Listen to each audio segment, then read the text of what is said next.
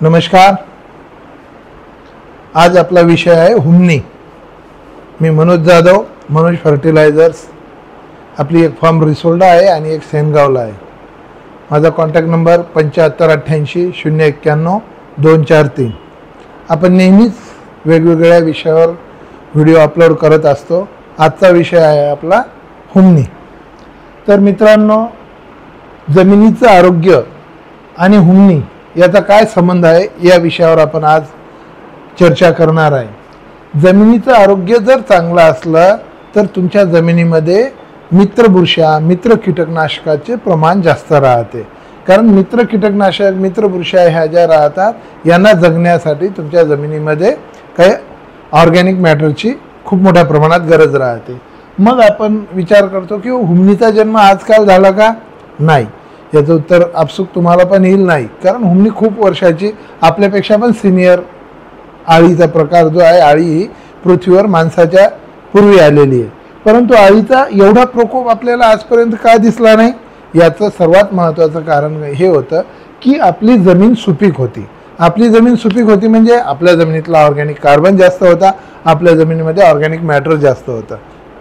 म्हणजे काय होतं, पूर्वी आपल्याकडे ढोरं वासरं राहायचे। मग ढोरं वासरं राहिले किंवा तुमच्याकडे ज्या काय येतं गाई म्हशी राहायच्या, तर त्या शेतामध्ये फिरल्यानंतर त्यांचा मलमूत्र पण पडायचा। त्यानंतर आपल्याकडे शेण राहायचं, ते शेणखत कुजवून आपण शेतात टाकलं जायचं। आणि आपण ज्यावेळेस पूर्वी उत्पन्न कमी देणाऱ्या जाती वापरायचो, म्हणजे हायब्रिड जाती वापरत नव्हतो। हायब्रिड जाती वापरत नव्हतो त्यामुळं आपल्या जमिनीतला जो काय उचल हा जास्त होत नव्हता आणि रासायनिक खताचं वापरण्याचं प्रमाण आपलं खूप मोठं कमी प्रमाणात होतं। मग त्यामुळं काय होतं, आपल्या जमिनीमध्ये ज्या काय कॉलनीज होत्या, ज्या काय जीवाणू येतं, जे काय बॅक्टेरिया येतं, जे काय आपल्या फायद्याच्या येतं, त्याचं प्रमाण जास्त होतं। हे कशावरनं आपल्या लक्षात येते?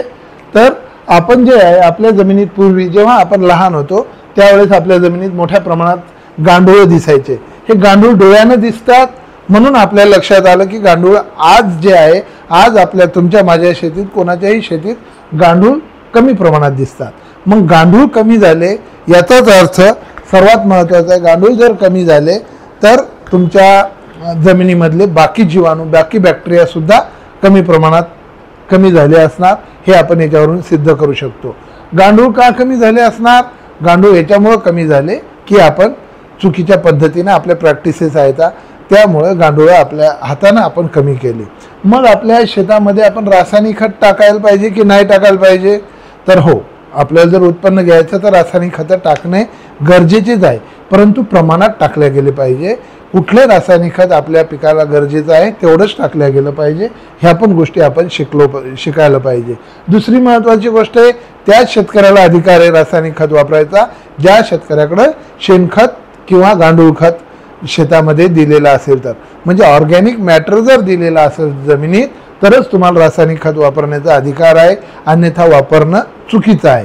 जर तुमच्या जमिनीत ऑर्गॅनिझम्स नसते, ऑर्गॅनिक मॅटर जर नसेल तर, ऑर्गॅनिक मॅटर नसेल तर तुमच्या जमिनीत जीवाणूची संख्या कमी असणार आणि जीवाणू जर कमी झाले तर तुमचं वापरलेलं रासायनिक खताचं व्यवस्थित विघटन होणार नाही। ते विघटन न झाल्यामुळं तुमच्या पिकाला ते प्रमाणात मिळणार नाही आणि ते तुमच्या जमिनीतच पडून राहून तुमच्या जमिनीची धिंगाणा करतील, जमिनीची वाट लावतील। म्हणून एक महत्त्वाचं आहे, गांडूळ ज्याप्रमाणे कमी झाले त्याचप्रमाणे आपल्या जमिनीतलं मेटॅरायझम कमी झाली बुरशी, त्यानंतर ट्रायकोडर्मा कमी झालेली आहे, बॅवेरिया कमी झालेली आहे, सुडोमोनस ज्या बुरश्या आहेत ह्या पण त्याच प्रमाणात कमी झालेल्या असतील असं आपल्याला निदर्शनास येते। याचं सर्वात महत्त्वाचं कारण आपल्या जमिनीत आता तूर जास्त उगवायला लागल्या, हरभरे जास्त उगवायला लागले, म्हणजे ट्रायकोडर्मा आणि सुडोमोनसचं प्रमाण जास्त झालं। ते प्रमाण जास्त कमी झालं, ते कमी झाल्यामुळं तुमच्या जमिनीतलं फायटोप्थोरा, पिथियम, रायझोक्टोनिया, त्यानंतर आता सोयाबीनमध्ये तुम्हाला मोठ्या प्रमाणात पिवळेपणा दिसत आहे, हा कॉलर रॉट, हे कुठनं आलेले आहेत? हे जमिनीतनं आलेल्या बुरश्या आहेत। ह्या का आल्या? कारण मित्र बुरश्या कमी झाल्या। एक लक्षात घ्या, जिथं मित्र कमी झाले तिथं दुश्मनाची संख्या आपसूक जास्त वाढणार, हा तर निसर्गाचा नियम आहे। मग आपण लक्षात घ्यायचं, गांडूळ हा शेतकऱ्याचा मित्र आहे, परंतु गांडूळ कमी कशामुळे झाला? आपण रासायनिक कीटकनाशक आणि रासायनिक बुरशीनाशकाचा शेतामध्ये भडीमार केला। हा कशासाठी केला? की तुम्ही मग कीड नियंत्रण करण्यासाठी, जसं हुमणी नियंत्रणासाठी आता यावर्षी आम्ही पाहिलं आमच्या दुकानात येणारे कस्टमर 4-4 वेळा हुमणीचं आपण ड्रिचिंग केलं. प्रत्येकाने काही लोकांना रिकमेंड केलं कालीचक्र आणि दमन. मग जी हुमणी मोठी झालेली आहे ती तर कंट्रोल कशानं होत नाही. मग त्याकरता लोकांनी लॅम्बडा सारखे औषधं, त्यानंतर क्लोरो 50%, क्लोरो 75%, थायमिथॉक्झॉन 75% या प्रकारचे मोठ्या प्रमाणात कीटकनाशकं, डेल्टामिथ्रिन सारखं कीटकनाशक या प्रमाणात मोठ्या प्रमाणात आपल्या शेतीत टाकले. मग ते टाकल्यामुळं काय होणार, तुमच्या जमिनीतले मित्र जे काय आहे तर तुमच्या जमिनीतली त्याची संख्या कमी होईल. मग ती जर संख्या कमी झाली तर उपद्व्यापी जे काय आहेत, उपद्रव देणाऱ्या ज्या बुरशा आहेत, उपद्रव देणारे जे किडी येतं ते जमिनीत जास्त प्रमाणात वाढतील. हे आपल्याला समजणे गरजेचं आहे. त्यानंतर आता आपल्याकडे शेणखताचं प्रमाण कमी झालेलं आहे. मग आपण काय केलं पाहिजे, आपल्या शेतात हिरवळीचे खत वापरले पाहिजे. हिरवळीचं खत जर वापरलं तरी आपल्या जमिनीचा पोत चांगला बनत असतो. ज्या शेतकऱ्याकडे चुनखडीच्या जमिनी येतात त्या लोकांनी तर बरू नक्की आपल्या शेतात पेरला पाहिजे. बरू पेरून तो बरू आपल्या शेतात दाबला पाहिजे. त्यामुळे तुमच्या जमिनीचं जे काय आहे चुनखडीचं प्रमाण कमी होईल.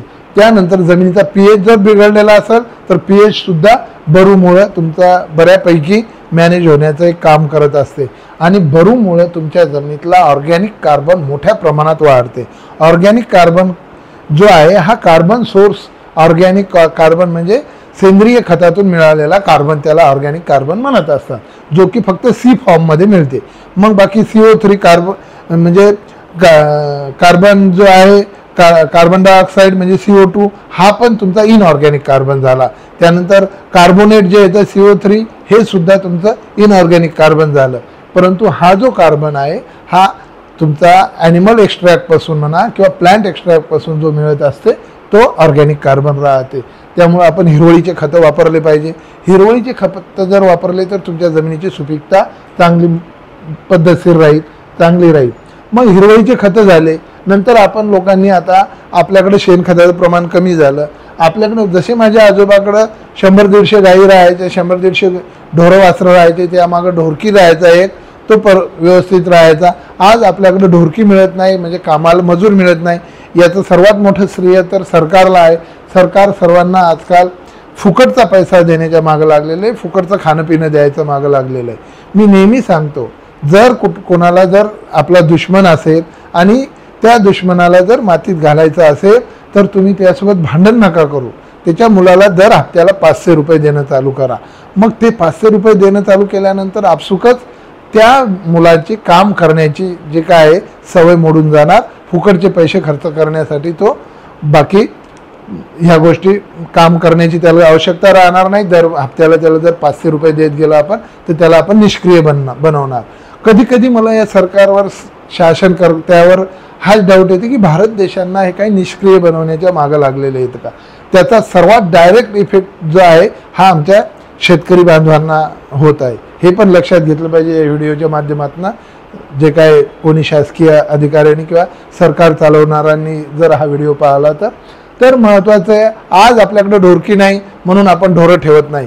आणि दुसरी, आम्ही शेतकरी आम्हाला ढोरं वापरण्याची, शेण काढण्याची आज शरम वाटत आहे. त्यामुळं कदाचित ढोराची संख्या कमी झाली असेल. मग ढोरं कमी झाले आपल्याकडं, कमी जे गाय एखादी जरी आपण ठेवली दुधापुरती आपल्या तरी चालेल. मग त्याच्यापासून आपण गांडूळ खत तयार करणं शिकलं पाहिजे. गांडूळ खत कसं तयार करायचं हे आपण या स्लाईडमधून तुम्हाला दाखवण्याचा प्रयत्न केला. गांडूळ खत जसं शेणखत आपल्याला बैलबंड्यानं टाकावं लागते तसं गांडूळ खत आपण क्विंटलानं जरी टाकलं तरीच आपली जमीन सुपीक राहील. गांडूळ खत आपण बेडवर सुद्धा टाकू शकतो चांगल्या पद्धतीचं कुजलेलं असलं तर. जर गांडूळ खत नसेल तर आपला उकंडा असेल, गड्डा असेल तर शेणाचा गड्डा हा 3 फूट खोल केला पाहिजे, लांबरून आपल्या ढोरा वासराच्या नुसार केला पाहिजे. त्या खड्ड्यामध्ये आपण शेवटचं टोपलं 6 महिन्याचं असलं पाहिजे. आम्ही नेहमी प्रश्न करतो शेतकऱ्यांना की तुमचं शेणखत किती दिवसाचं आहे. प्रत्येकजण म्हणते माझं 1 वर्षाचं जुनं शेणखत आहे. मग त्याला जर आपण दुसरा प्रश्न विचारला का 1 वर्षाचं जुनं आहे तर तुमचं शेवटचं टोपलं कधीचं आहे, तर तो नंतर म्हणतो 1 कालचं परवाचं. हे आपण प्रत्येक व्हिडिओत कव्हर याच्यासाठी करत असतो की शेणखताचा आपला जो खड्डा आहे, शेणखताचा खड्डा महत्त्वाचा आहे, शेणखत किती जुनं आहे हे सर्वात महत्त्वाचं आहे. मग आपल्या तो म्हणतो मागचा कालचा आणि परवाचं शेवटचं टोपलं आहे, म्हणजे आपलं पहिलं टोपलं वर्षभराचं आहे. मग लक्षात ठेवा मित्रांनो, शेणखत कुजायला कमीत कमी 5 ते 6 महिने लागत असतात. मग 6 महिन्यापूर्वी आपला खड्डा जो आहे त्यावर तुराट्या पराठ्या दाबून आपण उन्हाचा त्याला संपर्क येऊ द्यायचा नाही, त्यावर पाण्याचा शिडकावा मारायचा आणि त्यात डिकम्पोजर आपण टाकून द्यायचं. त्यानं आपलं शेणखत कुजणार. 3 फुटापेक्षा खोल जर खड्डा असेल तर तिथं आपल्या जमिनीत जीवाणू जिवंत राहत नाहीत. का नाहीत राहत? कारण 3 फुटाच्या खाली हवा नसते. मग 3 फुटाच्या खाली जर हवा नाही तर आपण 3 फुटाच्या खालचं जे शेण आहे तिथे जीवाणू राहणार नाहीत, आणि ते जीवाणू जर नाही राहिले तर ते शेणखत आपलं कुजणार नाही, ते शेणखत आपलं सडणार. त्यामुळं एक सर्वात महत्त्वाचं आहे, सर्वात काळजी घ्यायची, 3 फुटापेक्षा खोल आपला खड्डा नसावा, लांब रुंद आपल्या ढोरावासरानुसार असावा. तो खड्डा नंतर सूर्यप्रकाश त्यावर लागू नाही, 6 महिन्यानंतर तो बुजून घ्यायचा आणि मग नंतर तो 6 महिने बुजलेला ठेवायचा आणि नंतर आपल्या शेतामध्ये टाकायचं. एक लक्षात घ्या मित्रांनो, शेणखत हे तुमचं पिकाचं खाद्य आहे की जमिनीचं खाद्य आहे, हे एक महत्त्वाचा प्रश्न आहे. मी नेहमी विचारतो, तर खूप लोकांना शेणखत वाटते पिकासाठी आपण देतो. शेणखत आपण पिकासाठी देत नाही, शेणखत हे जमिनीसाठी देतो, जमिनीची सुपीकता वाढण्यासाठी देतो. जमीन जर सुपीक झाली तर आपण टाकलेले रासायनिक खतं हे पचवून जमीन सुपीक असेल तर तुमच्या पिकाला ते लागू होतील आणि उत्पन्न वाढेल. म्हणून शेणखत कधीही शेणखत कधीही आपण त्याच्या आधीची घेऊ, शेणखत कधीही आपण मागची घेऊ. शेणखत कधीही आपण शेतात फेकलं पाहिजे, ही जमिनीची सुपीकता करण्यासाठी आहे. मग शेणखत कधी टाकायचं? मे महिन्याच्या शेवटी, जेव्हा आपण शेवटचं रोटावेटर करतो त्या टायमाला आपण शेणखत शेतात टाकलं पाहिजे. मग शेणखत टाकल्यानंतर ते पसरवून द्यायचं, पसरवून देऊन त्यावर रोटावेटर करून मातीत मिक्स करायचं, माती ॲड करायचं आणि मग नंतर आपण हळदीचे बेड करून हळद लावण्यासाठी सुरुवात करायची. हे का करायचं?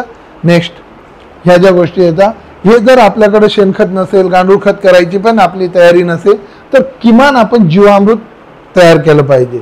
जीवामृत जमिनीची सुपीकता वाढवत असते. काय या जीवामृतमध्ये आपण कसं केलं पाहिजे? एक सोपं आहे. 300 लिटरची तुम्ही या पद्धतीची टाकी खरेदी करा. 300 लिटरची टाकी खरेदी करून त्यामध्ये 10 किलो गाईचं ताजं शेण घ्या. त्यानंतर 10 लिटर गोमूत्र घ्या. गोमूत्र जुनं असलं तरी चालते, जेवढं जुनं तेवढं चांगलं गोमूत्र. हे गाईचंच का घ्यायचं? कारण गाईच्या गोमूत्रात, गाईच्या शेणामध्ये असंख्य फायद्याच्या बॅक्टेरिया, फायद्याचे जे जीवाणू आहेत हे खूप मोठ्या प्रमाणात राहतात. त्यामुळे आपण गाईचं घ्यायचं. त्यानंतर दही किंवा ताक घ्या. दही किंवा ताकामध्ये पण बॅक्टेरिया राहतात, ते विरजनासाठी आपल्याला काम पडतील. बेसन 250 ग्राम घ्या. कुठल्याही डाळीचं पीठ घ्या तुम्ही, ते 250 ग्राम घ्या. ते आपल्या जीवाणूला खाद्य म्हणून त्याच्यामध्ये पुरतील. गावरान गूळ घ्या 500 ग्राम आणि वडाखालची माती घ्या 500 ग्रामपर्यंत. वडाखालची माती का घ्यायची? कारण वडाखालच्या मातीमध्ये मायक्रोरायझा मोठ्या प्रमाणात राहत असतात. मायक्रोरायझाची आपण स्लाईड पण शेवटी पाहू, मायक्रोरायझाचा काय फायदा होत असतो. मग हे सारं जे आहे सर्व मिक्स करायचं याच्यामध्ये 200 लिटर पाणी टाकून. 200 लिटर पाणी टाकून हे ठेवायचं. हे स्वच्छ ठिकाणी ठेवायचं. हे सर्व एकत्र करणे, सावलीत उन्हात नाही ठेवायचं, हे सावलीत स्वच्छ ठिकाणी ठेवायचं. स्वच्छ जागेवर का ठेवायचं? कारण तिथं अस्वच्छ जागा असेल तर तिथं चुकीचे बॅक्टेरिया राहतील आणि ते बॅक्टेरियासुद्धा आपल्या स्लरीमध्ये त्याची संख्या वाढेल. म्हणून हे एक लक्षात ठेवायचं. त्यावर स्वच्छ कपडाच का टाकायचा? घाण कपडा टाकला तर त्याचे पण बॅक्टेरिया म्हणजे एवढ्याशा जागेवर जर तुम्ही एका आपल्या बोटाच्या टोकावर जर पाहिले तर असंख्य बॅक्टेरिया, असंख्य जीवाणू तुम्हाला दिसतील.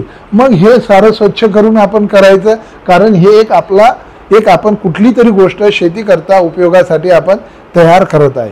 मग ही तयार करत आहे तर मग याच्यात जर चुकीचे बॅक्टेरिया जर झाले तर आपण एवढी मेहनत घेऊन टाकलं तर आपले चुकीचे बॅक्टेरिया जमिनीत जातील. म्हणून ही गोष्ट महत्त्वाची. 7व्या दिवशी मग हे द्रावण काय करायचं मित्रांनो? सर्व मिक्स करून, एक जर तुमच्याकडे मजूर असतील, व्यवस्थित जर भेटत असतील तर याचं मिश्रण करायचं. 1 लिटर हे 10 लिटर पाण्यात घेऊन आपल्या हळदीच्या मधात टाका किंवा तुरीच्या खाली टाका किंवा शेतामध्ये सडा टाकून द्या. याच्यामुळं काय होईल? हे असं करा. हे असं करणं जर शक्य झालं तर चांगली गोष्ट आहे. जर नाही शक्य होत तर तुम्ही काय करायचं? हे सर्व खाली बसू द्यायचं एक दिवस. 7व्या दिवशी वरचं पाणी गाळून घ्यायचं, स्लरीचं ते पाणी गाळून घ्यायचं आणि खालचं जे आहे ते पण वस्त्रगाळ करून घ्यायचं, त्याला पिळून घ्यायचं आणि जो चोथा राहील तो आपल्या उकंड्यावर किंवा आपल्या शेतात टाकून द्यायचा. नंतर हे जे तयार झालेलं आहे गाळून घेतलेलं आहे हे आपण आपल्या ड्रीपच्या वाटे ड्रीपनं सोडून द्यायचं. जर आपल्याकडे मजूर कमी असेल तर सर्वात चांगलं आहे मजूर लावून टाकणे, नाहीतर मग या पद्धतीने जरी टाकलं तरी हे करून बघा. मग हे चांगलं आहे जीवामृत म्हणून दररोज द्यायचं का? नाही, हे आपण 2 महिन्यातनं एकदा दिलं पाहिजे. हे आपण मागच्या व्हिडिओमध्ये पण सांगितलं, जीवामृत 2 महिन्यातून एकदा दिल्या गेलं पाहिजे. ह्या साऱ्या गोष्टी जर केल्या मित्रांनो तर आपल्या जमिनीची सुपीकता चांगली राहील. आणि मग आपल्या जमिनीची सुपीकता जर चांगली राहिली, आपल्या जमिनीचं आरोग्य जर चांगलं राहिलं तर तुमच्या हुमणीवर किंवा तुमच्या जमिनीतल्या किडीवर त्याचा मोठ्या प्रमाणात अडकाव होऊ शकतो. एक लक्षात घ्या, तुमचं शरीर जर व्यवस्थित नसेल, शरीरामध्ये जर वेगवेगळे आजार असतील, शरीराचा जर ॲसिडिटी वाढलेली असेल, अल्कलिटी वाढलेली असेल तर तुम्हाला रोग आजार, कफ वाढलेला असेल किंवा तुमची ॲसिडिटी कुठली गोष्ट जर शरीरातली वाढलेली असेल तर तुम्हाला आजार लवकर लागतो. सेम गोष्ट जमिनीची आहे. जमिनीमधले जर हे जीवाणू बॅक्टेरिया कमी का होत असतात? कारण तुमच्या जमिनीची सुपीकता कमी झाली. ती सुपीकता कमी झाल्यामुळं हे मित्रकिडी मित्रबुरशा कमी होतील आणि मित्रकिडी मित्रबुरशा कमी झाल्या तर तुमचे दुश्मन त्याच्यावरती हावी होतील आणि ते आक्रमण करतील. म्हणून लक्षात घ्या मित्रांनो, एवढ्या दिवसाची पण हुमणी होती, परंतु याच्या आधीची हुमणी आपली 1 डोस दिल्यानंतर मोठ्या थोड्या डोजमध्येच आपली हुमणी कव्हर व्हायची. काही काळाच्या पूर्वी म्हणजे आपण जर 4, 5, 6 वर्षाच्या आधी, 7, 8 वर्षाच्या आधी जर विचार केला तर हुमणीचा प्रकार खूप कमी, काहीच भागात हुमणी होती. जशी कोल्हापूर साईडला उसाला लागायची. मग नंतर त्या लोकांनी काय केलं, हुमणीचा अटकाव करण्यासाठी सूर्यफुलाचं पीक, त्यामध्ये सूर्यफुलाचं पिकाच्या मुळामध्ये असा एखादा पदार्थ राहते, त्यामुळं आपली हुमणी कमी होते. मग तिथली हुमणी त्यांनी त्या पद्धतीनं मोठं केमिकल टाकले, केमिकल टाकून जमिनी खराब केल्या आणि नंतर या पद्धतीनंच आपल्या प्रॅक्टिसेस करून ती हुमणी कंट्रोल केली. ती स्थिती आज आपल्याकडे आली. आपल्याकडे सुद्धा आपण खताचा भडीमार करणं चालू केला, रासायनिक खताचा भडीमार केला, कीटकनाशकाचा भडीमार केला, बुरशीनाशकाचा भडीमार केला. त्याच्यामुळं आपल्या जमिनीची वाट लावली आणि जमिनीतले चांगल्या बुरशा, चांगले जीवाणू कमी झाल्यामुळं ह्याचा जास्त प्रमाण व्हायला लागला. म्हणून यावर्षी आपण 3-3, 4-4 ड्रिचिंग करून सुद्धा आपली हुमणी मरत नाही. म्हणून आपण आता मागं जाण्याची गरज आहे, आवश्यकता आहे. मागं जाण्याची आवश्यकता म्हणजे काय? ह्या जुन्या गोष्टी करण्याची आपल्याला गरज आहे. मग ह्या गोष्टी करून तुम्ही रासायनिक खत जर वापरलं तर काहीही चुकीचं नाही. रासायनिक खत जरी वापरायचं तर ते योग्य प्रमाणात वापरल्या गेलं पाहिजे. तर ही एक गोष्ट महत्त्वाची आहे मित्रांनो. त्यानंतर आपण जे मगा पाहिलं की बा जमिनीची जे काय जमिनीची सुपीकता ही हुमणीचा जो जमिनीचा जे काय आरोग्य आणि हुमणीचा जो संबंध आहे ते आपण पाहिलं. दुसरं महत्त्वाचं, जमिनीचं आरोग्य आणि अन्नद्रव्याचा पण संबंध राहत असतो. जमीन जर चांगली असेल, तुमची सुपीक असेल तर रासायनिक खतावरचा खर्च कमी करावा लागतो. तर त्यामध्ये रासायनिक खतावरचा खर्च 20%च करून तुम्हाला उत्पन्न जास्त मिळते. जमीन जर तुमची व्यवस्थित नसेल, जमिनीची सुपीकता जर चांगली नसेल, म्हणजे आपलं आरोग्य जर जमिनीचं खराब झालेलं असेल तर आपल्याला रासायनिक खते, रासायनिक कीटकनाशकावर 85% खर्च करावा लागतो. 85% खर्च करून सुद्धा आपल्याला जे 20% खर्च केला तेवढं उत्पन्न आपल्याला मिळत नाही. या चार्टमधून आपण हे दाखवण्याचा प्रयत्न केला. हे मागच्या व्हिडिओमध्ये या गोष्टीचं आपण सविस्तर घेतलेलं आहे. त्यानंतर महत्त्वाची गोष्ट आहे की बा जमिनीचं उत्पादन क्षमता आपण पाहिली. त्या जमिनीच्या उत्पादन क्षमतेवर आधारित ह्या गोष्टी ज्या होत्या ते महत्त्वाच्या आहेत की बा जमिनीची उत्पादन पातळी जर चांगली असेल, सुपीकता असेल तर तिथं कमी खर्चात आपल्याला प्रत्येक गोष्टीला चांगला रिझल्ट मिळू शकतो. दुसरं एक महत्त्वाचं आहे, हुमणी का येते, हुमणी कधी येते, हुमणी कुठे जास्त प्रमाणात राहते, ह्या गोष्टी आपल्याला कळून घ्यायच्या. हुमणी का येते तर हुमणी जर आपण शेणखत चांगलं व्यवस्थित कुजलेलं नाही टाकलं किंवा जमिनीत आपण कुजलेल्या गोष्टी नाही टाकल्या तर ते खाण्याकरता हुमणी तिथं तयार राहते आणि ते खाणं संपल्यानंतर तुमच्या मुळावर ते आक्रमण करत असते. म्हणून हुमणी ही आपण आपल्या हातानं न कुजलेल्या गोष्टी जमिनीत टाकल्यामुळं हुमणी येत असते. एक लक्षात घ्यायचं. दुसरी महत्त्वाची गोष्ट आहे, काही लोक जे काय रोटावेटर करतात, ताजं जे काय आपल्या शेतामध्ये काडी कचरा दबून जाते ते दबून जाते तर एवढ्या दिवसामध्ये तो काडी कचरा कुजायचा. कारण तुमच्या जमिनीत ट्रायकोडर्मा तिथं उपलब्ध राहायचं, डिकम्पोजिंग बॅक्टेरिया तिथं होते, त्यामुळे ते कुजायचं. आता ते कुजत नाहीत गोष्टी, त्यामुळे त्या न कुजलेल्या गोष्टीला खाण्यासाठी हुमणी आणि किडी तिथं येत असतात आणि ते खात खात आपलं मुळं खात असतात. कधी येते तर हुमणी येत असते तुमच्या शेतामध्ये जुलै ऑगस्ट महिन्यात याचं प्रमाण जास्त होत असते. किडीचा किंवा प्राण्याचा एक विशिष्ट कालावधी राहत असते प्रजननाचा किंवा त्याचं जे काय आहे संख्या वाढवायचा, तर त्या काळातच ती येत असते. मग जुलै ऑगस्ट महिन्यात आपल्या शेतात हुमणी येणार हे माहीत आहे. मग एक लक्षात घ्या, चोराळ कधी सुटत असते, ज्या वेळेस तुमच्या घरात सोयाबीनचा पैसा आला किंवा हळदीचा पैसा आला नंतर चोराळ येते. मग आपण काय करत असतो, गस्ता लावतो गावात. गस्ता लावल्याने चोऱ्या थांबतात का? परंतु गस्ता लावल्यामुळं चोराच्या मनात दहशत राहते, इथं कोणीतरी लोक जागी राहतात, या गावात चोरी करून या गावात न गेलेलं बरं. सेम गोष्ट आपली मेटॅरायझम आणि बॅव्हेरियाची आहे. बॅव्हेरिया मेटॅरायझम हे मोठ्या प्रमाणात हुमणी कंट्रोल करण्यासाठी वेळ लागेल, कालावधी लागेल. परंतु हे काय करत असते, मेटॅरायझम आणि बॅव्हेरिया जर तिथं असेल आणि हुमणी लहान अवस्थेत असेल तर त्या हुमणीवर हे मेटॅरायझम आणि बॅव्हेरिया नावाच्या ज्या काही बुरशी आहेत हे आपलं जीवनक्रम करत असतात. मग तो जीवनक्रम करत असताना, त्याच्यावर जगत असताना, त्याच्यावरती ते आपलं जे काय आहे तर ते बुरशी चढवत असतात. आणि ती बुरशी त्याला लागल्यानंतर संक्रमित झालेली जी काय हुमणी आहे ती जेव्हा दुसऱ्या हुमणीच्या संपर्कात येते त्यावेळेस त्या हुमणीला सुद्धा संपर्कात आल्यावर ती पण संक्रमित होत असते, तिला पण आजार होत असतो. किंवा ती मेटॅरायझमच्या किंवा बॅव्हेरियाच्या जीवाणूच्या ठिकाणी जर गेली तर तिला सुद्धा तो आजार होत असतो. मग हे मेटॅरायझम आणि बॅव्हेरिया आपण शेतात टाकल्यानंतर ते शेताच्या, जर तुमची जमीन सुपीक असेल तर तिथं त्याचं प्रमाण वाढते. मग मेटॅरायझम आणि बॅव्हेरिया जर शेतात टाकलं तर आपण केमिकल बुरशीनाशक वापरणं थोडं टाळलं पाहिजे. जर केमिकल बुरशीनाशक आपण नंतर वापरलं तर तुमची मेटॅरायझम आणि बॅव्हेरिया नष्ट होईल. मेटॅरायझम आणि बॅव्हेरिया याच्यासोबत तुम्हाला केमिकल कीटकनाशक वापरता येते. जर तुमच्या शेतात हुमणीचं प्रमाण जास्त असेल तर थोड्याफार प्रमाणात तुम्ही क्लोरोसारखं, लॅम्बडासारखं त्याच्यामध्ये टाकून वापरू शकता. हे एक महत्त्वाचं राहते. त्यामुळं हुमणीनं डॅमेज झालेलं काय दिसते, त्या पद्धतीचं तुमच्या हुमणीनं डॅमेज झालेलं प्रत्येक ठिकाणी जे खाली खाल्लेलं दिसत असते. ते खाल्ल्यामुळं मुळं तिथले खाल्ल्या जातात. मुळं खाल्लेल्या गेल्यामुळं तिथं अन्नद्रव्य घेतल्या जाणार नाही. अन्नद्रव्य घेतल्या गेलं नाही म्हणून आपला हळदीचा शेंडा चालणार नाही. हे एक लक्षात घ्यायचं. हुमणी कुठे येते तर हुमणी बेड्याच्या झाडाखाली जास्त प्रमाणात येत असते, बाबळीच्या झाडाखाली जास्त प्रमाणात येत असते, निंबाच्या झाडाखाली, बोरीच्या झाडाखाली.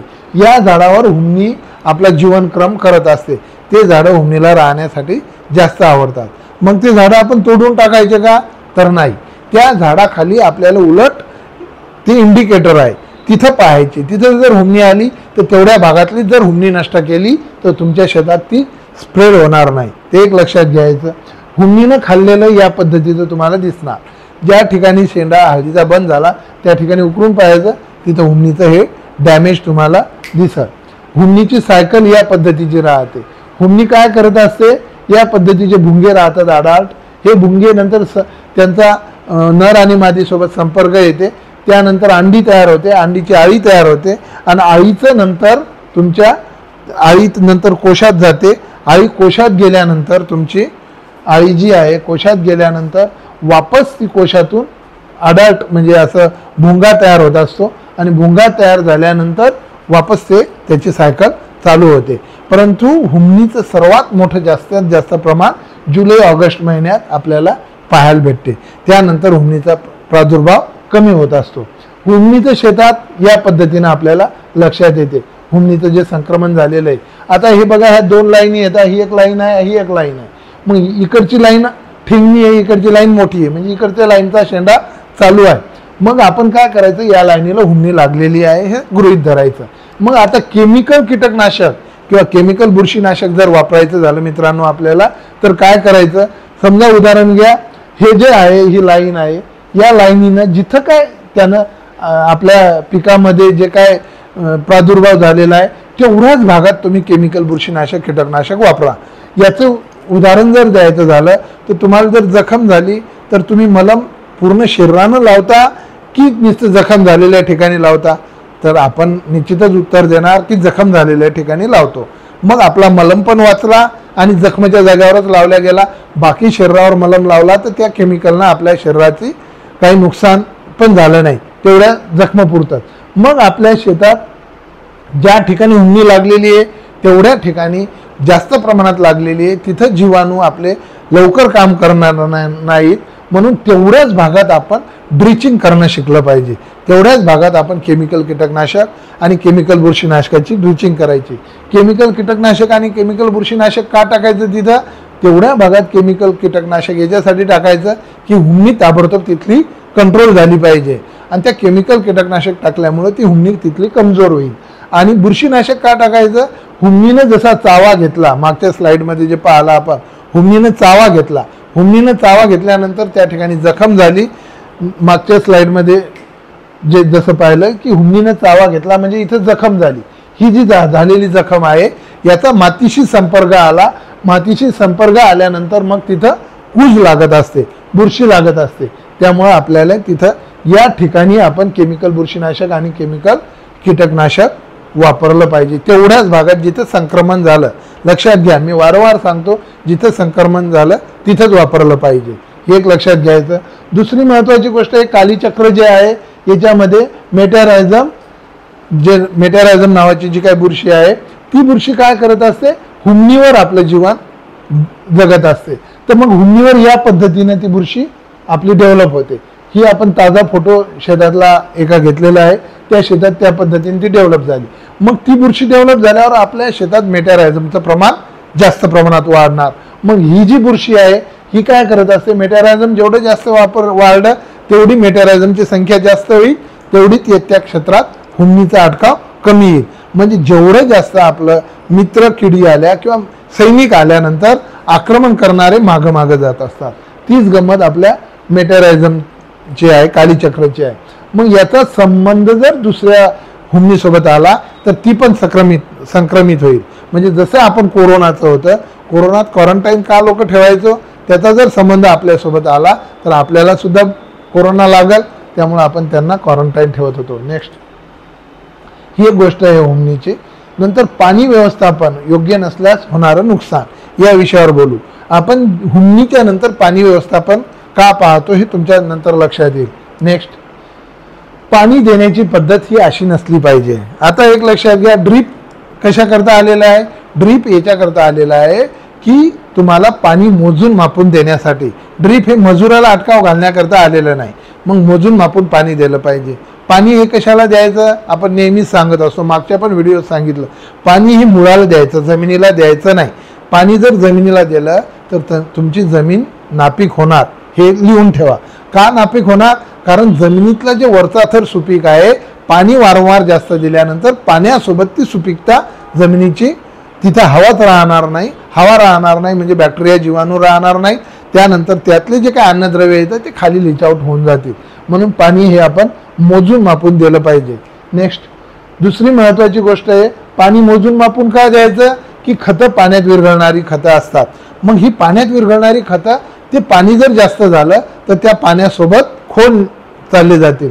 मुळाच्या कक्षेच्या खाली जर गेले तर, तुमच्या मुळाच्या कक्षेच्या खाली गेले तर मुळं खाणार नाहीत, आणि मुळं खाणार नाहीत तर तुमच्या झाडाला त्याचा फायदा होणार नाही. एवढे महागाची जे काय खतं टाकतो आपण, मग आपण हे खतं टाकल्यानंतर तरी किमान पाणी फर्टिगेशनचं कमी दिलं पाहिजे.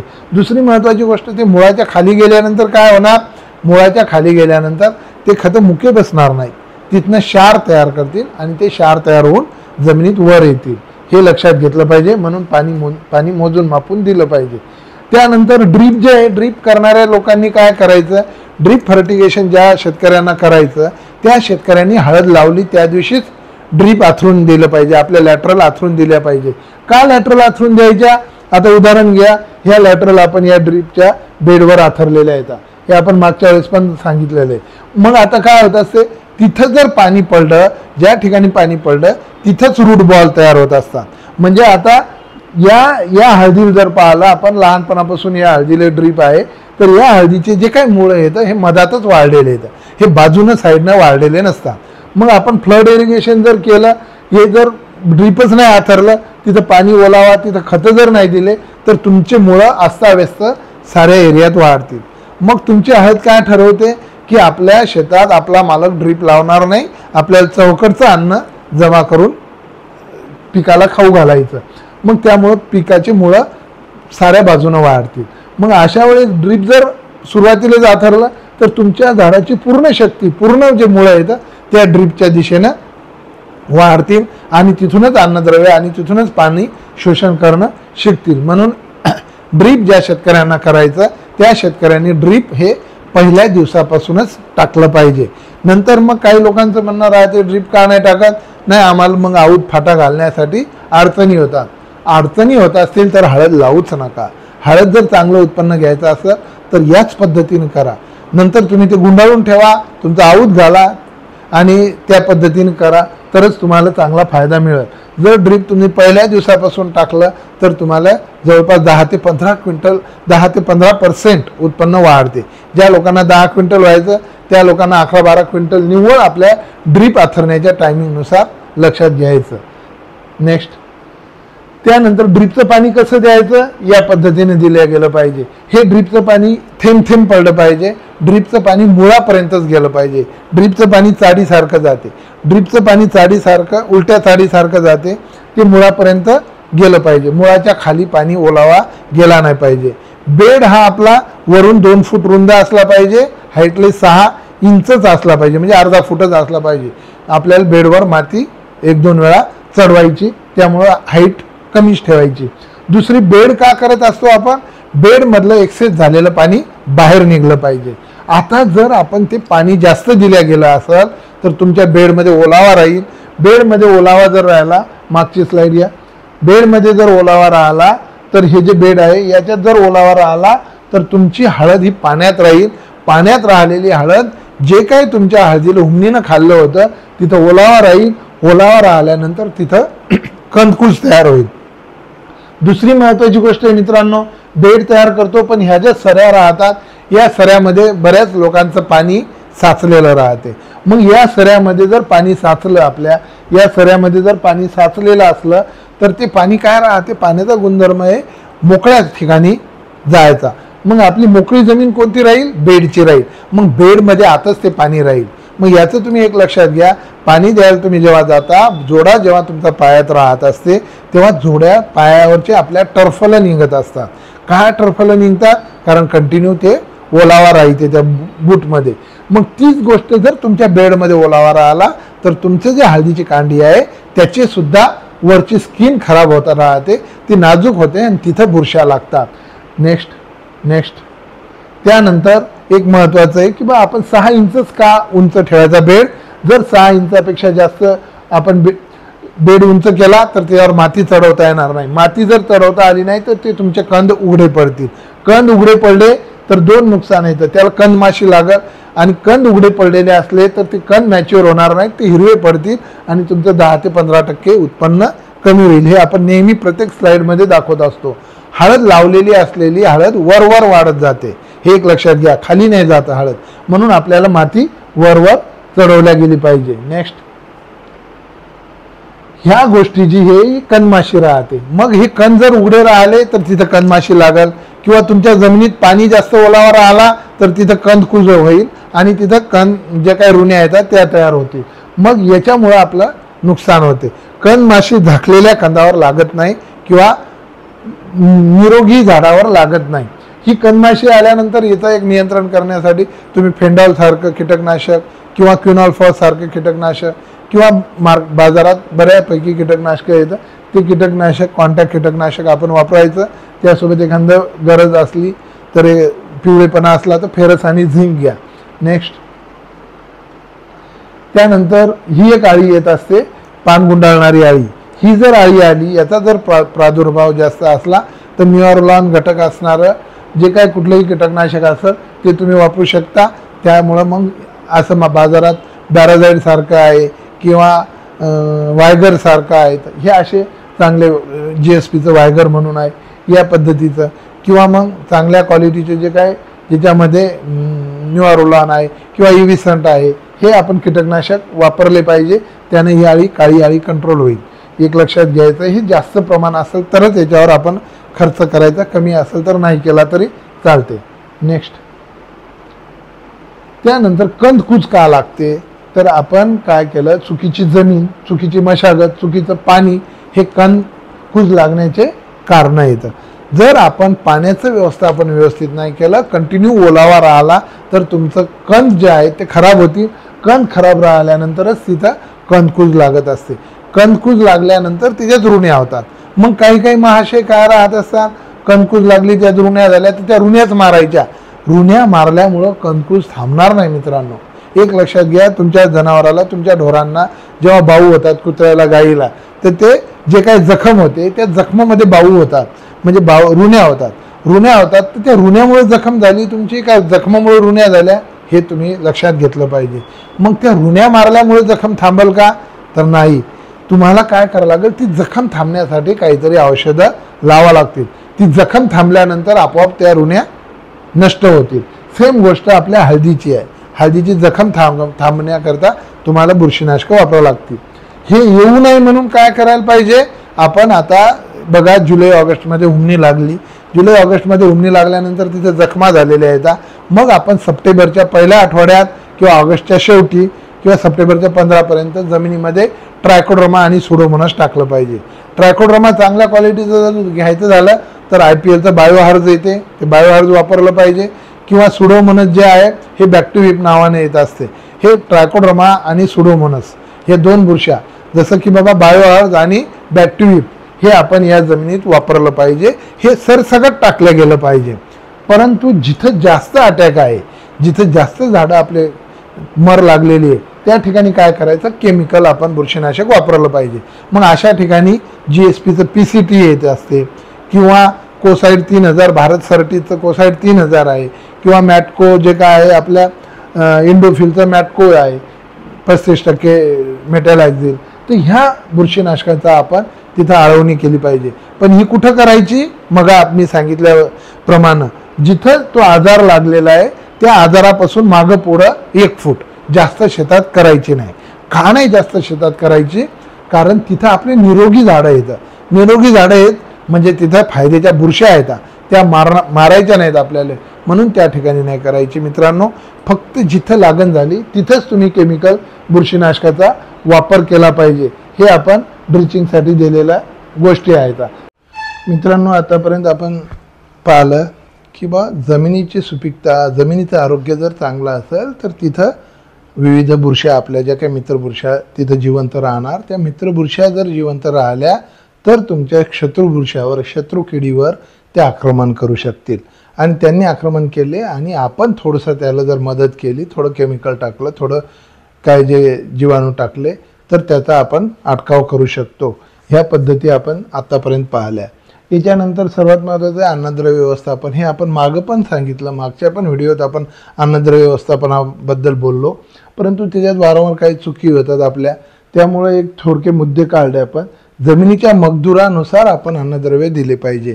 म्हणजे जमिनीची सुपीकता चांगली असेल, जमिनीत जर तुम्ही रासायनिक खतं चांगली दिलेली असतील तर तुम्ही बऱ्यापैकी रासायनिक खतं वापरू शकता. जमिनीमध्ये जर तुमच्या सेंद्रिय खताचं प्रमाण जास्त असेल, शेणखत किंवा गांडूळ खत किंवा हिरवळीचे खत केलेलं असेल, तर तिथं तुम्ही चांगल्या पद्धतीनं रासायनिक खत वापरून बऱ्यापैकी उत्पन्न घेऊ शकता. किंवा पिकाची प्रत, तुमची पिकाची जी प्रत आहे, ही पिकाची प्रत जर तुमची चांगली असेल तर तुम्ही जास्त रासायनिक खत देऊन, जास्त अन्नद्रव्याचं नियोजन करून तुम्ही उत्पन्न बऱ्यापैकी घेऊ शकता. किंवा तिसरं एक आहे आपले आर्थिक नियोजन करून. कधी कधी काय होत असते मित्रांनो, आपण सुरुवातीच्या काळात आपल्याजवळ पैसा राहतो किंवा आपला उत्साह राहते, त्यामुळे सुरुवातीच्या काळात भरपूर आपण खतं देतो. मग भरपूर खतं दिल्यानंतर आपण त्या हळदीचा पसारा वाढवतो. म्हणजे हळदीचे पानं वाढतात, हळदीचे पानं वाढले, त्यानंतर हळदीचे फुटवे वाढले. मग हळदीचे पानं फुटवे वाढले म्हणजे उत्पन्न वाढलं का तुमचं, तर उत्पन्न वाढू शकते, परंतु ते वाढलं म्हणून तुमचं उत्पन्न वाढलं जर म्हणत असाल तर हे चुकीचं आहे. जर हा पसारा वाढवला आपण तर त्या हळदीला खायला जास्त द्यावं लागणार. जर ते खायला आपण नंतर जास्त दिलं नाही तर तुमच्या हळदीच्या पिकाचं नुकसान होत असते. याचं थोडक्यात उदाहरण जर द्यायचं झालं तर आपल्याकडे जर पैसे आज आहेत म्हणून आपण आपल्या एखाद्या मुलाला जर कोल्हापूरला पाठवलं आणि तिथे त्या आखाड्यात त्याला चांगला आहार दिला, चांगलं जेवण दिलं आणि ते जेवण चांगलं देऊन तो तिथं बऱ्यापैकी आपली मेहनत करायला लागला. आणि मग नंतर कालांतरानं एक मुलगा आपण घरी ठेवला, उदाहरण घ्या. मग नंतर आपण कालांतरानं काय झालं, अडचणीत आलो किंवा आपण त्याला पैसा पुरवू शकत नव्हतो, मग आपण त्याला घरी बोलवलं 3-4 वर्ष तिकडं आखाड्यात ठेवून चांगला आहार देऊन. मग 3-4 वर्षानंतर त्याचं शरीर एवढं बनलं की त्या शरीराला अन्न जास्त लागणार, कारण त्याच्या शरीराला एनर्जी जास्त लागेल. मग आपण घरी आणल्यानंतर त्याला जर रेग्युलर या मुलासारखा आहार दिला आणि 1 वर्षानंतर जर या दोघांचं जर आपण कुस्ती लढवली तर नक्की आपला घरचा पोरगा कुस्ती जिंकणार. का? कारण त्याच्या शरीराला लागणारा आहार जास्त लागत होता, तो आहार आपल्याकडनं पुरेसा झाला नाही, म्हणून आपण त्या मुलाला ते या मुलापेक्षा पण कमजोर होते. म्हणून एक लक्षात घ्या, सुरुवातीला तुम्ही जास्त डोजेस दिले म्हणजे तुमचं उत्पन्न जास्त झालं असं नसते. मग तुम्ही हळद लावा, कुठलंही पीक घ्यायचं असलं त्या दिवशी आपण ठरवायचं आपल्याला या पिकावर 10,000 खर्च करायचा, 20 करायचा की 50 करायचा की 30 करायचा. मग त्याला टप्प्याटप्प्यानं अवस्थेनुसार दिल्या गेलं पाहिजे, प्रत्येक अवस्थेनुसार. मग त्याच्या वाढीची अवस्था 2.5 ते 3 महिने आपल्या हळदीची वाढीची अवस्था राहते, त्या वाढीच्या अवस्थेत आपण खतं दिले पाहिजे. मग नंतरचे जे तुमचे 3 ते 6 महिने राहते त्यावेळेस तुमच्या हळदीच्या फुटव्याची अवस्था राहते, त्यानंतर तुमच्या हळदीला कांडे निघायची अवस्था राहते, या टायमाचे डोजेस दिले गेले पाहिजे. आणि नंतर तुमचे जे काय आहे तर 6 ते 9 महिने जो कालावधी आहे या कालावधीमध्ये परिपक्वतेची अवस्था राहते, त्याची फुगवणीची अवस्था राहते, त्या टायमाला त्याचे डोजेस दिले पाहिजे. हे वारंवार आपण तुम्हाला मेसेजद्वारे किंवा व्हॉट्सअप माझ्या स्टेटसला हे दिसतच राहतील. ह्या गोष्टी नियोजन केल्या गेल्या पाहिजे. मग आपण सुरुवातीला जास्त फुटवे काढले म्हणजे उत्पन्न जास्त झालं हे डोक्यातनं काढून टाका. जेवढे जास्त फुटवे निघतील, जेवढे जास्त पानं निघत, जेवढी जास्त हळद वाढल तेवढा तिचा पसारा वाढल, तेवढं त्याला खायला जास्त लागेल हे डोक्यात टाका आणि नंतर खाणं जास्त द्या. मग मी नेहमी म्हणत असतो, निरोगी जर झाड असेल तर त्याला खायला जास्त लागते. मग आपण काय होतं, आल्यानंतर तुम्हाला आम्ही विचारतो आता अन्नद्रव्य द्यावं लागतील, तर तुमच्या डोक्यात राहते नाही हो आता पीक चांगलं आहे याला काय खायला द्यायचं काम नाही. मग सोपा प्रश्न तुम्हाला विचारा, तुम्ही बिमार असल्यावर जास्त खाता की हेल्दी असल्यावर जास्त खाता? उत्तर तुम्हाला मिळणार की हेल्दी असल्यावर जास्त खाणार. मग तीच गंमत आपल्या पिकाशी लागू आहे. पीक जेव्हा हेल्दी असते तेव्हा त्याला खायला जास्त लागते, हे आपण लक्षात घेतलं पाहिजे. त्या पद्धतीनं आपण अन्नद्रव्याचं नियोजन केलं पाहिजे. ते अन्नद्रव्याचं नियोजन व्यवस्थापन करून जर तुम्ही व्यवस्थित केलं तर तुमच्या समस्या कमी होतील. दुसरं आपण मगावी सांगितलं स्लरी करताना वडाखालची माती का घ्यायची, कारण त्याच्यात मायक्रोरायझा राहतात. हे मायक्रोरायझा जे आहे ते मायक्रोसेल येतं. हे मायक्रोसेल जेवढे तुमचे वाढतील तर हे मायक्रोसेल काय करतात, विविध जागेवरचे अन्नद्रव्य आणून या झाडाला देतात, त्याच्या बदल्यात ते बुरशी जगत असते. मग ती बुरशी त्याच्यात जगून तुमच्या झाडाला डेव्हलप करत असते. या बुरशीमुळं काय होत असते, मायक्रोरायझा बुरशीमुळं तुमच्या मुळातून लागणाऱ्या ज्या बुरशी आहेत त्याचा अटकाव होते, पाण्याचं प्रमाण त्या झाडामध्ये बॅलन्स ठेवल्या जाते आणि जे काय अन्नद्रव्य आहेत दूरचे अन्नद्रव्य पिकाला उपलब्ध करून दिल्या जातात. मग बाजारात आता खूप कंपन्यांनी मायक्रोरायझा आणलं, मग खूप कंपन्यांनी आणलं, परंतु विश्वास ज्याच्यावर आहे त्या ज्या गोष्टी आहेत, एक तर वेलाग्रोचा हॅरो माय घ्या तुम्ही, हे एक मायक्रोरायझा आहे, हे सॉईल ॲप्लिकेशनमधून देऊ शकता किंवा IPLचं व्हॅम शक्ती आहे, हे तुम्ही सॉईल ॲप्लिकेशनमधून खतात मिक्स करून देऊ शकता. किंवा ड्रीपमधून जर द्यायचं असलं तर तुम्ही प्रीमियम व्हॅम HD द्या. हे आपण पहिल्या डोजला रिकमेंड करत असतो. विवा 1 लिटर, फेरलिन अर्धा किलो आणि व्हॅम HD 100 ग्राम. याच्यामुळे तुमच्या मायक्रोसेलची डेव्हलपमेंट होईल. त्या मुळावरती एक पॅरलल एक दुसरा युनिट काम करायला लागेल आणि दोघं मिळून तुमच्या हळदीला हेल्दी बनवतील. हे एक लक्षात घ्यायचं. ह्या महत्त्वाच्या गोष्टी. हा आपण डोस जो रिकमेंड करतो हा डोस आहे तो विवा मायक्रोरायझा आणि विवा व्हॅम प्रीमियम व्हॅम HD आणि फेरलिन. हे बघा या शेतात ही पिवळी हळद झालेली, एकाच लाईनला आपण ट्रीटमेंट केली आणि 6 दिवसानंतर असा फरक पडला. जर हळद पिवळी असेल तर तुमची हळद अन्नद्रव्य कमी पडायला लागले, तिथं उत्पन्नाचा मार बसल. त्याला जर ह्या डोस दिला तर हळद हेल्दी होते. नेक्स्ट याच्यानंतरचा जो डोस आहे, याच्यानंतर तुम्ही हळदीला हा डोस दिला असेल तर याच्यानंतर डोस द्यायचा मास्टर 20-20 5 ते 10 किलो द्या आणि त्याच्यासोबत रिअल टिक अर्धा किलो द्या. त्यामुळं काय होईल, हळदीची चांगली वाढ होईल. आणि मास्टर 20-20 हे एकरी 10 किलोपर्यंत आपण दिल्या गेलं पाहिजे. 5-5 किलो 2 वेळा द्या किंवा 10 ते 12 किलो एकरी त्याचं प्रमाण गेलं पाहिजे. अशा गोष्टी आपण लक्षात घ्यायच्या, त्यानं पीक आपला सर्वांगीण विकास होईल. आणि मग नंतर तुमची समजा जेव्हा हार्वेस्टिंग केल्यानंतर जी हळद आहे, आपण नेहमी सांगतो हार्वेस्टिंग केल्यानंतर हळद कशी साठवायची काय, मागच्या व्हिडिओतच सांगितलं, त्यामुळे ते काय तुम्हाला मी डिटेल्स घेणार नाही. त्यानंतर जी आहे आपली जी हळद आहे, हार्वेस्टिंग केल्यानंतर जेव्हा मोडल्यानंतर ज्या हळदीमध्ये हा जो पिवळा भाग आहे जेवढा जास्त दिसेल तेवढं तुमच्या हळदीचा उतारा जास्त मिळेल. जेवढा हळदीचा उतारा जास्त मिळेल तेवढी तुम्हाला हळद जास्त पिकल, जास्त हळदीचा ॲव्हरेज लागेल. आणि हे लागण्यासाठीच आपण ह्या गोष्टी करायच्या. म्हणून मित्रांनो लक्षात घ्या, जमिनीची सुपीकता चांगली असेल तर तुमचं जमिनीचं आरोग्य चांगलं असेल तर कीड व रोगाचा प्रादुर्भाव सुद्धा कमी होईल आणि दिलेले खतं पुरेपूर पीक उचलणार आणि तुमचा केलेला खर्चाचा मोबदला मिळेल. ह्या जर गोष्टी व्यवस्थित असल्या तर तुम्हाला हळद चांगली पिकल. आणि हळद जर चांगली पिकली तर शहरी लोकांसारखं तुम्हीही तुमच्या मुलांना घेऊन कुठेतरी समुद्रकिनाऱ्यावर फिरायला जाऊ शकता. कारण तुमच्या खिशात 2 पैसे जर वाचले तर तुमचं कुटुंब सुखी राहणार. अन्यथा तेच रडगाणं कर्जबाजारी आपलं भांडवल करून लोक राजकारण करणार आणि राजकारण करून त्याची पोळी भाजणार. आपलं कोणाला काही घेणं देणं नाही. किती लोक आपण फासावर गेलो काय आणि किती मेलो काय, किती कर्जबाजारी झालो काय, याचं फक्त भांडवल बनवणार लोक. आपल्यालाच निस्तरावं लागणार. ह्या गोष्टी लक्षात घ्यायच्या. हे जे आहे तर याच्याकरता सदैव आम्ही तर तुमच्या सेवेशी तत्पर आहेत.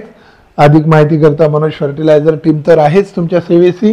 माझा नंबर 7588019243 हा जो नंबर आहे या नंबरवर तुम्ही मला काही व्हॉट्सअप करू शकता. तुमचे काय समस्या असतील तर त्या विचारू शकता. सोबतच आपलं यूट्यूब चॅनल मनोज फर्टिलायझर्स या चॅनलला तुम्ही जर हा व्हिडिओ तुम्हाला चांगला किंवा आमची माहिती चांगली वाटत असेल तर नक्की सबस्क्राईब करा. तुम्हाला वाटत असेल याचा लोकांना फायदा होते तर हे लोकांपर्यंत पाठवा. आणि बरं आपल्या जमिनीचं आरोग्य चांगलं ठेवण्याच्यासाठी का गरजेचे आहे जेव्हा तुम्हाला कळत तेव्हा आरोग्य चांगलं ठेवणार. आणि आरोग्य जमिनीचं चांगलं राहिलं तरच आपल्याला चांगलं. याकरता आपण मनोज फर्टिलायझर एक आपलं HDFC बँकेसमोर लोणी रोड रिसोर्ट तिथला एक नंबर दिलेला आहे. तहसील रोड टी पॉईंट सेनगाव तिथे आमचे प्रतिनिधी आहेत त्यांचा सुद्धा नंबर दिलेला आहे. तुम्हाला काही समस्या असतील तर याच्यावर तुम्ही आम्हाला संपर्क करू शकता. धन्यवाद.